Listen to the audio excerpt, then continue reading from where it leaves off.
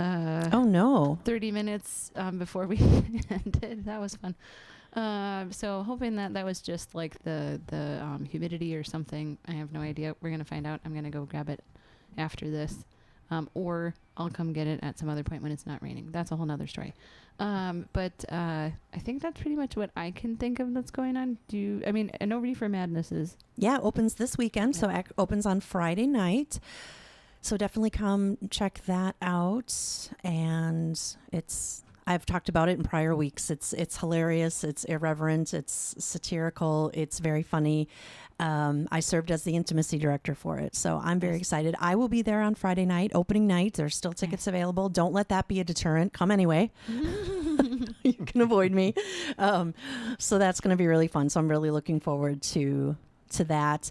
$1 Million Quartet is still running out at the Fireside, and it is fantastic. So definitely check that out. It's really a rare show at the Fireside because they have live musicians on stage. So shout out to Paul Westphal. Yes, shout out to Paul.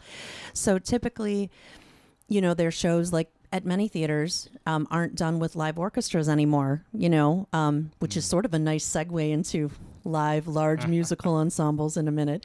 A lot of it's sung to tracks just for space reasons and other reasons at theaters. But in this case, you do have live music on stage. And if you don't know the story of $1 Million Quartet, it's a historical event. It's the night that had happened in Sun Studios with Elvis Presley, Johnny Cash, Jerry Lee Lewis, and Carl Perkins.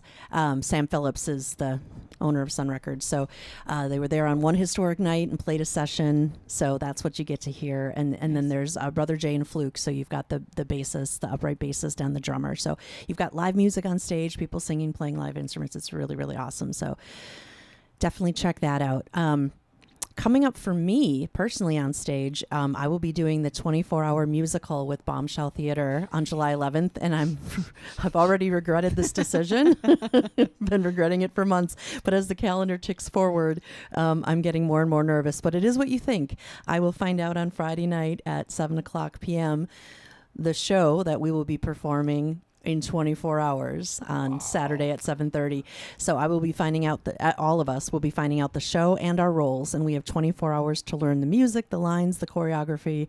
The rest of the production team has 24 hours to put it together as well. So that is a fundraiser for their organization. You can check out bombshelltheater.org and learn more about that if you want to see a group of 20 actors freak out about having to learn.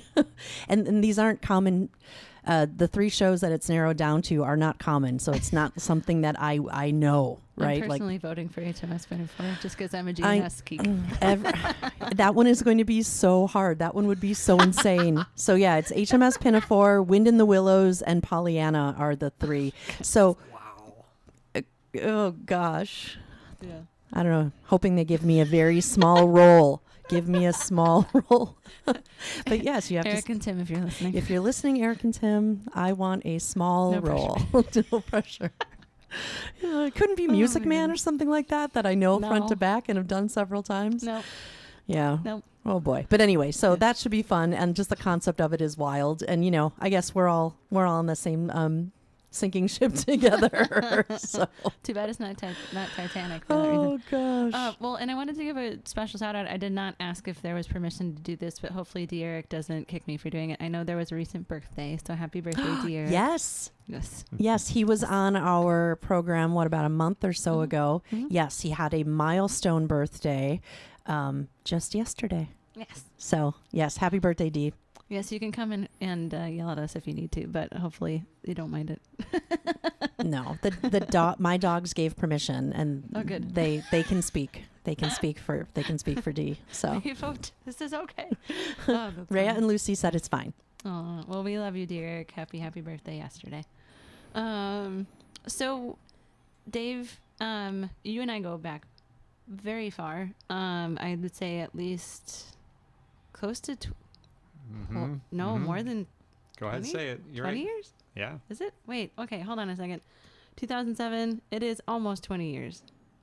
Oh my gosh, that I am just realizing this right now. That's crazy. I'm pretty sure we did meet like within those first several weeks of being at Parkside together in Kenosha, and definitely we're very fast friends. But Dave has been a very close friend of mine, and I know that I've sucked about trying to stay in contact recently. But I mean, being parents, it takes a lot to be like, oh yeah, that person exists because my brain is allowing me to remember that they exist. And then I'm like, okay, I'm going to text them and remember that I'm going to do this again in 3 months and be like, let's get together. And then all of a sudden it's 3 months or 4 months and you're like, Exactly. I was supposed to do that last month. Where did the time Yes, go? Exactly. For Yeah. 3 or 4 years. Oh my Exactly. goodness. Well, Yeah. do you remember, I remember, I'll say this. I remember being young and having adults or older people say to me, time really flies. And I'd always roll my eyes on Okay. the inside or sometimes outside and be like, that's something old people say. And now I'm like, wow, how is it almost the Independence Day weekend? How is it almost July? Where did half of the year go? Exactly. And I'm going, oh my gosh, I am that old person now telling my younger nieces and nephews, like, it goes by really fast. I'm I like, remember when you were a baby. "Mm-hmm." I'm now the exactly. person who's doing that. I was like, I hate when people do this to me. And now I'm like, I am the person. I who's am doing that it. person. Yeah. My niece just finished her freshman year in college. And when she started it, I remember saying, like, really enjoy this time because your first year is going to fly. It goes by so fast. And I could feel the eye roll. And I was eye rolling for her, even if she wasn't. I was like, why I'm are you? sorry. I'm But sorry I'm I'm saying it doing anyway. this, but it's true. I don't know. Youth is wasted on the young, right? Anyway, but yeah, so it all of a sudden, yeah, 4 years have passed and you go, how did that happen? Well, and it's crazy because I mean, Dave, you and I are pretty close in age. I'm pretty sure. And now you have 3 kids, and we have a kid, and it's just crazy to think that much time has passed. Yeah. And like, I mean, kids or not, that's a lot of time has passed since we first met, and just like the things that you've been doing that we've been doing, it's just fun to like finally catch up, and it happens to be live on air, but no pressure. But no. So I know a lot about your background with the trombone and with education. But if you want to tell us a little bit more about, like, if you don't mind, even starting from like what drew you to doing music, and then from there you get to pick wherever we go in the next like 10-15 minutes. Oh boy. I think my musical journey began at a very, very young age, not performing per se, but just listening. My mom had been a music performance major at UW Parkside. She didn't finish. She met my dad, and she always says she got her MRS degree. So they got married and moved out and then moved back in this area. But from the earliest time I can remember, I would hear my mom sing. Nice. She's got a beautiful voice. Even now, she just turned 65 a week and a half ago. Happy birthday! Yeah. And just music was a part of life. And so one of my earliest non-singing musical memories would be maybe sitting in my dad's car with cassette tapes. Yeah. Oh, yeah. I mean, I remember 8 tracks, so Yes. We didn't have any of the cool stuff like that, but we did have a cassette tape player. My grandparents had the 8-track. But I remember I'm sitting in the back seat, and I just remember him turning up the radio and saying, okay, I want you to listen for the cannons.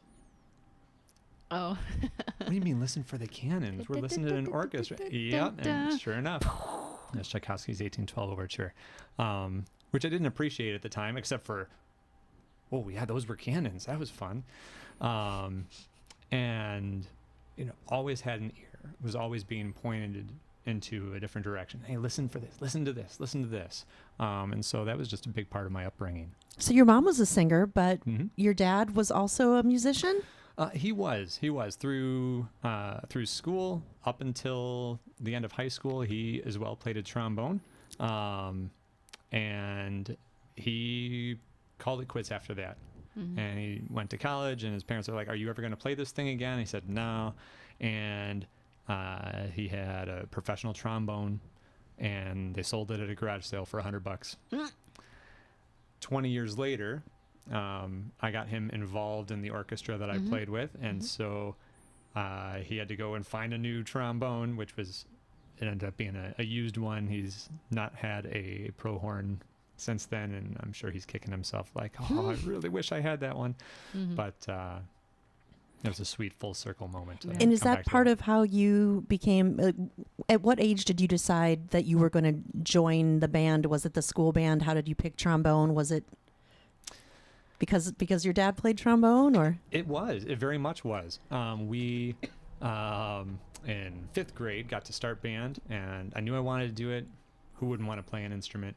Or so I thought. I guess there were people who didn't want to. They were weird. Anyway, I mean, maybe the 4th grade recorder really killed it for them. Isn't recorder required in 4th grade? Earlier than that, yeah. Is it Like okay? 3rd grade. Anyway, for us it was 4th grade. I think for me it was 4th grade Yeah. too. So Yeah. I don't know. Maybe they had a bad recorder experience. I don't know, but you know, it's another story.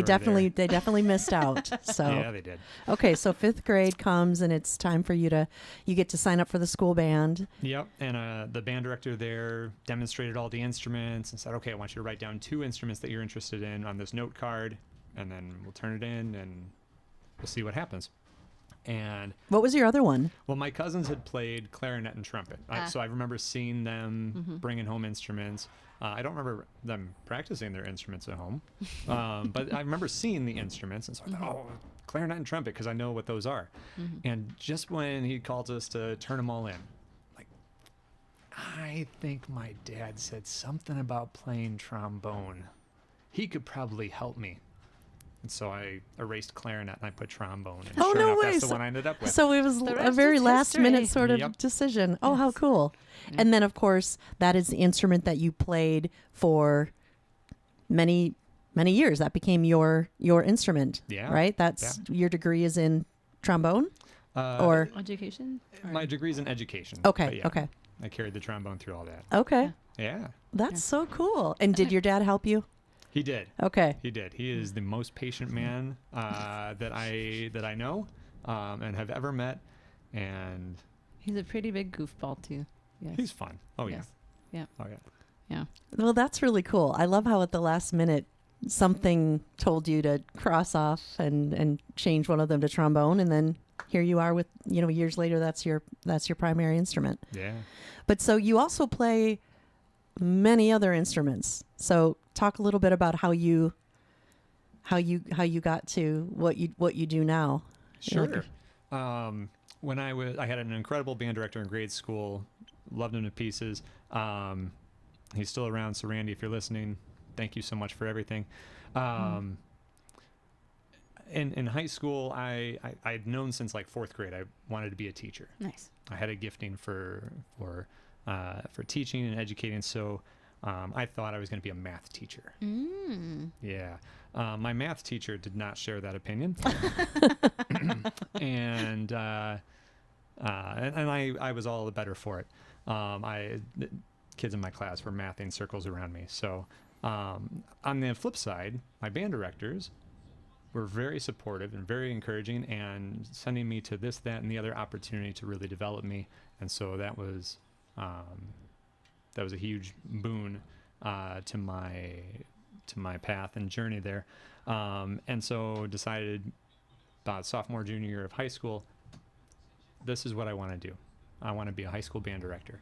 And so I started collecting instruments wherever I could find them, mostly like Goodwill and garage sales and things like that. And so I ended up teaching myself how to play the trumpet and the French horn and the baritone and the tuba. And by the time I had graduated from high school, I could do all the brass instruments. Oh, things like that. wow. My senior year, I picked up a flute and a violin and was terrible at both of them. But learned enough that they could get me through some things in college. But the rest I picked up along the way through my undergraduate studies. Mhm. So I got to see Very a few cool. of those moments at least. I'm sorry. I'm so sorry. Very Don't be cool. sorry. It was always fun. Oh yeah. Well, and I'm gonna possibly put you on the spot with this, but Mhm. Dave has always been an extremely dedicated human being to friends, family, work, school. Mm. Just anything that you put in front of him that he is passionate about, it is awesome to just see how he works. And like, it's just been fun to witness like you like doing anything musically, of course, but like just how you put your heart into it is a very special thing. And like, I remember really appreciating that, like when seeing you doing like the noon concerts when we had to do our little required things, because we like, you still had to take lessons, I think. And so like we did have to at least once every quarter do some kind of noon concert performance. So like just do a piece or two and fulfill some kind of requirement doing that. So like seeing how Dave would get into those things. And then I think I got to see you play a couple other instruments just because we would hang out in the music department because it was fun before it turned into the new one, which is great, but it just has a different vibe than it did. But yeah, like it's just cool to see how much you dedicate yourself to that stuff, and then imagining how that's been with Wilmot, right? Okay. I keep saying Wilmont, but it's Wilmot. There's no N in that word. But just like knowing what Wilmot has been to the Parkside community and like, and to state solo and ensemble stuff and things like it's cool to know what kind of impression you're bringing to that community of students as well. But yeah, I'm gonna take you off the spot now, but that's what I wanted to say. So. Oh, thanks. Yep. Oh, Yeah. That's really sweet. That's really sweet. Sometimes I can find really nice things to say, and No, then other times it doesn't make sense. No, you always do. Well, so to me, right, as a singer and a performer, who's someone who admires people that play instruments but does not herself play one, at least not well, and play one for fun, but not for anyone else's enjoyment. One day I'm going to be with your dogs. Yeah. Yeah, you wanted me to play my cello for you. Anyway. I'll join your dogs. It's fine. Okay, you've been warned. Anyway, to me, I have such an appreciation for what music can do, just as far as how it can fill different areas of your life, the ways in which it can help solidify memories, the way it can relax you, the way it can excite you, just the role that music has in the world. And I also know so many teachers that I have so much respect for. I come from a family of teachers. My brother's a teacher. My brother-in-law's a teacher. My grandfather was a teacher. I have lots of friends who are teachers. So to me, teaching and music are putting two very special things together. So I think that's incredible. I'm really curious. I feel like it's amazing, I think, to be a teacher and have that responsibility of shaping a young person's life. And obviously your band director, I think it sounds like played a huge role in shaping yours and your love for music. What is that like now for you to get to watch students blossom or come alive or grow?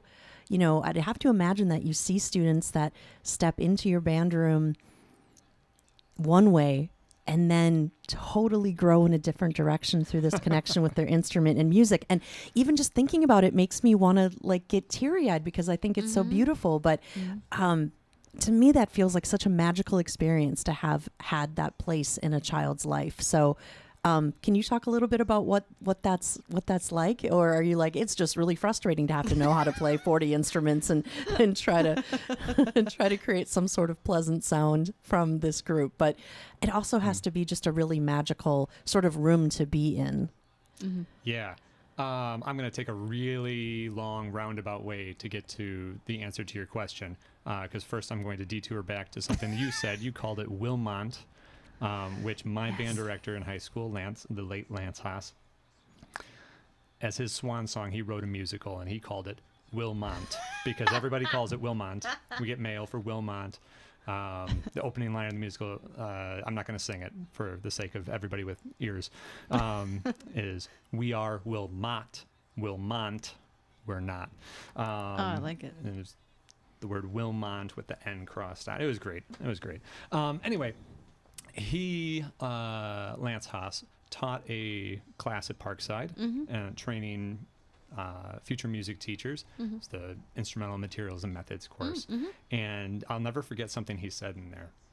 Figure it's music. It's all going to be about, conducting and band trips and all the fun stuff like that. And he said, "You will never believe how much paperwork there is."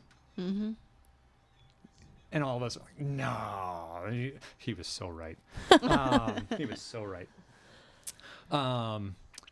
But what is it like getting to full circle moment, see the same feelings in my high schoolers as I felt as the high schooler?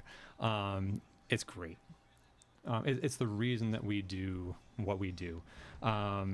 There's a student I had just this past year. Her name is Elle, and she took a couple years off of band. She quit end of middle school, wasn't going to do band again, and over the last couple of years, she's kind of like, man, those band kids are kind of cool. Mr. D's not as weird as I thought he was. You know, I don't know what. I mean, he's weird, but he's not that kind of weird. Whoa, what kind of weird? I'm not trying to insinuate anything here.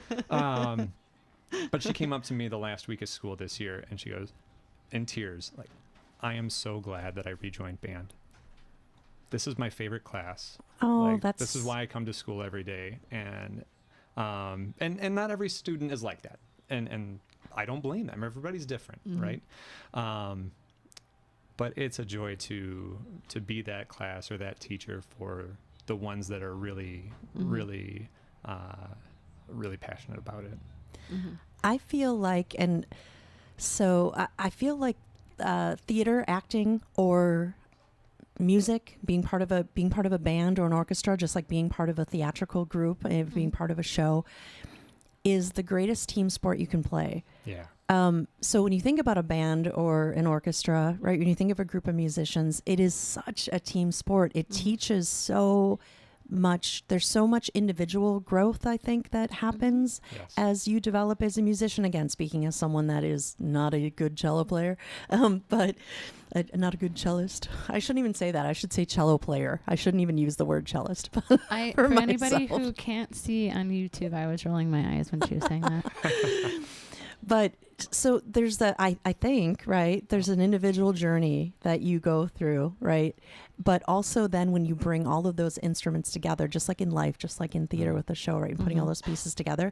But it becomes then it's not about you. It teaches you that you may have an instrumental solo, and at that point in the piece, it is about you. But otherwise, it's about the team. So I really think, band, just like so many things, theater and athletics, they're all team sports. And I think it teaches a lot of important lessons about how you work together and how you support one another, because you have to do that in a band. You're all working together to create a single piece of art. So Well, and the grit that comes with, especially being a teacher, I've learned a lot about grit, resilience, routine, and just discipline in the last couple of years, especially being a parent, and just imagining how much more. I mean, I did try teaching for 2 months, and I failed miserably, and I left because I failed miserably, and I will always admit that. But like it is something that is a sometimes thankless job in a way that I can't even explain in words because of what is now going into it, especially, and I'm not trying to bring COVID up almost every time, but like since COVID especially, like it seems like there's been a shift in just like how people conduct themselves, especially people who were growing up in COVID. Have you, like, because you taught before COVID, correct? And then has it seemed like there's, I mean, I know we only have a couple minutes left, but has it seemed like there's a shift in like how people have been at Wilmot, like students wise? And this is I've only taught 3 years at Wilmot. And so I taught 9 years before that at a different elementary school in the area, and 3 years before that at another one. And I would have a hard time saying it's just schools, but just culture and society in general. And education is perceived differently, especially with everything that we got to go through. Yes. Not had to go through, got to go through during COVID. Who didn't love the masks and, staying 6 feet apart. And Zoom everything. Oh, yeah. Wasn't that a blast? Oh, yeah. Let's never do that again. And so are kids a little different? Yeah. But I think that happens with every generation. You look at it and say, this This thing isn't shook the us. same as when I was in. Yeah. Yeah. Yeah. Well, I'm so fascinated with your job as a band director, and I'm so fascinated with musicians, as Jules knows. I've been just like, wow, I can't believe you can do that. I'm curious. Do you have the same process when kids show up? Do they write the instruments they want on cards and turn them in? Like how do you decide what instruments kids play? Because not everyone can play the flute, right? So if you've got 15 people that want to play the flute, probably not all 15 of them can, unless you have a huge school, right? Right. But so how does that work? So thankfully at the high school level, there's not a lot of beginners. Okay. We have a few, and usually it's all about, what are you passionate about? What do you have available to you, or what do we have available to you? And so there are things that kind of dictate some of that. But I mean, if a student's not into it, I'm not going to force them. Okay. But they're coming in already with an instrument, having played it especially before. high school, Most yeah. times. Sure, Yeah. sure. That Yeah. makes sense. That was a silly question So- of Oh me. no, but it's not because. I mean, do you get someone that shows up and is like, I've never played an instrument before, but I want to join? Yes. They usually don't last. Okay.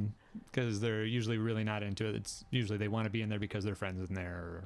Or, there's some shiny thing. I want to be a rock star, and this is not what I expected. So a little disillusionment there, but that's okay. When I taught in the grade schools, I did beginning band, and that was a joy. And we would let the kids try everything, or at least all the basic instruments for a couple weeks at a time. And so they got a good feel for what they were good at and what they liked before they picked, if that makes sense. It does. And I'm kind of curious because in my mind, I'm kind of like, what are the top instruments that young people want to play when they come in and join a band? Because my mom really wanted me to play French horn. Oh, that'd be great. I didn't, but I can't. I'm sure there's some instruments, like how many people come in fighting for the bassoon versus how many people want to play the flute, right? Yeah, the ones that people usually come in wanting to play are flute, clarinet, trumpet, and a lot find out that flute's harder than they expected, and then other instruments kind of fill out. But the biggest one is percussion. Okay. Everybody wants to play the drums and just hit stuff, and when they realize, oh, it's not just hitting stuff, then it gets real. Yeah. And you have your passionate people and those who, I'll find something else to do. Gotcha. Well, I guess we're going to definitely put this on social media if you have things coming up. So I'll ask you that later and have that on there. But with the few seconds we have left, if you can give me like one or two words, if you had to be an instrument, what would it be? If I had to be an instrument, Yes. I'm long and lanky, so it's hard not to say trombone. I'm going to say trombone. They're Okay. just fun. Yeah. They're Well, fun. Well, and fair. that's what you play. That's your primary specialty. So Fair. that makes sense. What about Awesome. you, Jules? What would you be? I don't know. I'd have to think about that longer.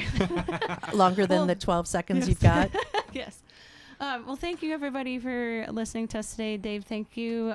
Please come and listen to us again on 104.1 at 4:30. Thanks, everybody. Thank you.